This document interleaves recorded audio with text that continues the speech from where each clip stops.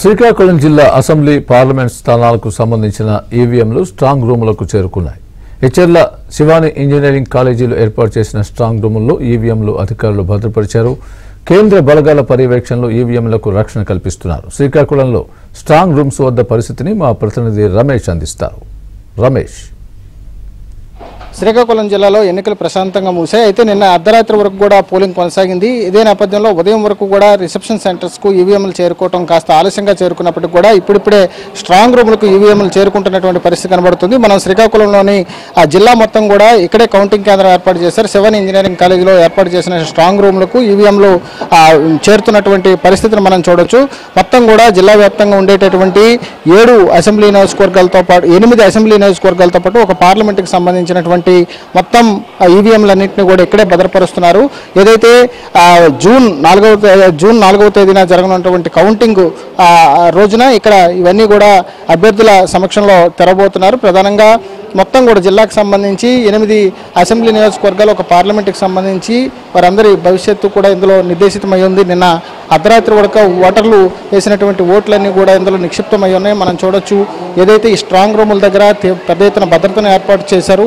దాంతోపాటుగా కాన్స్టిట్యున్సీ వైజ్గా ఏ కాన్స్టిట్యున్సీకి ఎక్కడ స్ట్రాంగ్ రూమ్ని ఏర్పాటు చేశారు, అక్కడ తీసుకోవాల్సినటువంటి జాగ్రత్తలన్నీ కూడా ఎలక్షన్ కమిషన్ నిర్దేశించినటువంటి నియమావళి ప్రకారం చేస్తున్నటువంటి పరిస్థితి కనబడుతోంది. మొత్తం కూడా శ్రీకాకుళం జిల్లాలోని అటు ఇచ్చాపురం, అదేవిధంగా పలాస, టెక్కలి, నరసన్నపేట, పాతపట్నం, అదేవిధంగా శ్రీకాకుళం, ఆమ్దలవలస, ఎచ్చెర్లకు సంబంధించి అసెంబ్లీ నియోజకవర్గాల స్ట్రాంగ్ రూమ్ ఇక్కడ ఉంది. దాంతోపాటుగా శ్రీకాకుళం పార్లమెంట్కి సంబంధించినటువంటి స్ట్రాంగ్ రూమ్ను కూడా ఇక్కడే ఏర్పాటు చేశారు. దీనికి అత్యంత భద్రతా వలయం మధ్య స్ట్రాంగ్ రూమ్లోకి ఈవీఎంలు చేరుస్తున్నటువంటి పరిస్థితి కనబడుతుంది. మనం చూడొచ్చు. సెంట్రల్ ఫోర్సులను ఇక్కడ వినియోగిస్తున్నారు. పెద్ద ఎత్తున స్టేట్ పోలీసుతో పాటు సెంట్రల్ బలగాలకు సంబంధించినటువంటి పోలీసులు గస్తీ నడుమ స్ట్రాంగ్ రూముల్లోకి ఈవీఎంలు తరలుతున్నాయి. ముఖ్యంగా ఉదయం నుంచి కూడా స్ట్రాంగ్ రూములు సంబంధించి ఏర్పాట్లన్నీ కూడా అంటే ముఖ్యంగా జిల్లాలోని వివిధ ప్రాంతాల్లో నిన్న అర్ధరాత్రి వరకు కూడా పోలింగ్ కొనసాగింది.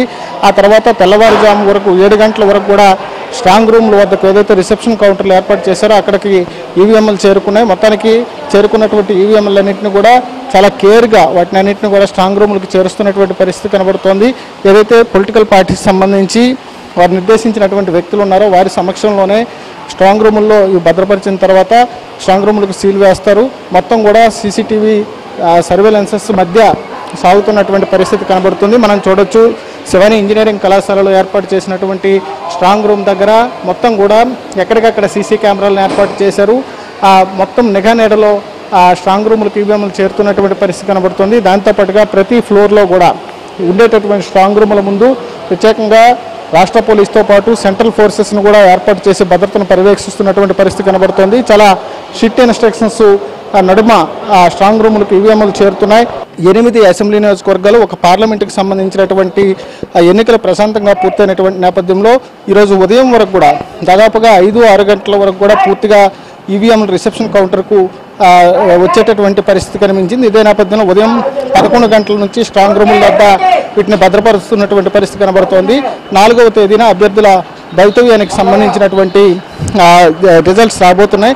మొత్తానికి శ్రీకాకుళం జిల్లాలో ఎన్నికలకు సంబంధించినటువంటి కౌంటింగ్కు ఏర్పాట్లు దాదాపుగా పూర్తయ్యాయని చెప్పుకోవచ్చు. స్ట్రాంగ్ రూముల్లో అత్యంత నిఘా నీడలో వాటిని భద్రపరుస్తున్నటువంటి పరిస్థితి కనబడుతుంది. మొత్తానికి శ్రీకాకుళంకు సంబంధించి మొత్తం అన్ని కాన్స్టిట్యున్సీల్లో కూడా ప్రశాంతమైనటువంటి వాతావరణంలో ఎన్నికలు పూర్తయ్యాయి. వాటిని ప్రస్తుతం అయితే కౌంటింగ్ సెంటర్స్కు చేరుకుంటున్నాయి.